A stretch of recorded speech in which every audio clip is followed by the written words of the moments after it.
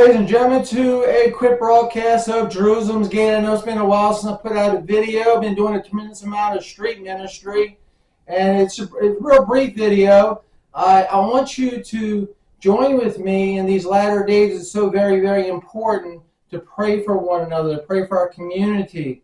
It starts in our community. It starts when you go into the voting booth to vote for politicians that has more of a Christian mindset. And that's how we return as a Christian nation once again. It starts at the local level, and it's all about going into that voting booth and voting for a politician that has a Christian mindset. Case in point, President Trump elected, I believe, 3 Supreme Court justices. After he left office, be it that he was a politician that was more geared towards Christian, bringing back Christian things, allowing prayer of some form in schooling, and moved the embassy to be one of the first to move the embassy to Jerusalem in Israel, catching a lot of slack from the international community, but he went against all that pressure and moved the embassy to Jerusalem. When he left office, Roe versus Wade, the Supreme Court overturned it, and it was due to people going into the voting booths years before that, voting for President Trump, selecting the Supreme Court justices, and the Supreme Court justice had more of a Christian mindset, overturned Roe versus Wade. That's how it all works. That's how it works.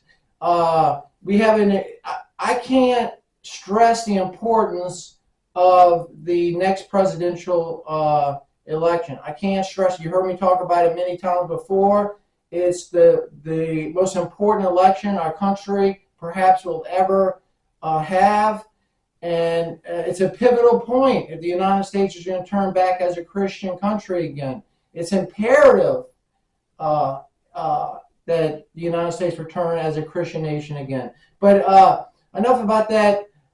Did some street ministry, been doing some street ministry, and I want to, the last 2 days of ministry, I want you to join with me to pray for these people that entrust me with their prayer requests.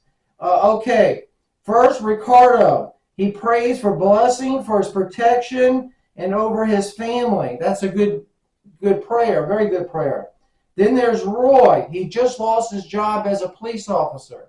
So please pray for Roy that he finds work. He said he loved his job. So pray that he finds a better job in the police arena, because he seemed like he told me he loved working as a police officer. Okay, and this gentleman did not want to give his name, but God knows his name. He wants us to pray for his educational success. Okay, and then there's Cynthia. She prays for Thanksgiving and blessings. Cynthia, for Thanksgiving and blessings. We should all pray for blessings. We should pray for other people to be blessed. Okay, and this is one that hits kind of close to home. Somebody I know, don't know very well, but her name's Melissa. She's been recently diagnosed with lymphatic cancer, lymphoid cancer, and it's spread to her liver. She's a very young lady, and so please pray for her that God does a miracle and heals her of her cancer. With that being said, it's a quick broadcast. We catch you on the next broadcast. Again, not to sound redundant, you know I hate saying this, but it's kind of like a necessity on YouTube. If you can like and leave comments, I'd be much appreciated, especially if you subscribe, because that's how the algorithm of the YouTube system works. The more people that subscribe, like, and comment, gets more exposure on YouTube. So we desperately need that. I hate asking. I really do hate asking. And you know I hate asking for those that have been with Jerusalem's Gate over all these years. But please do. With that being said, we catch you on the next broadcast. God be with you. Remember that Jesus loves you all.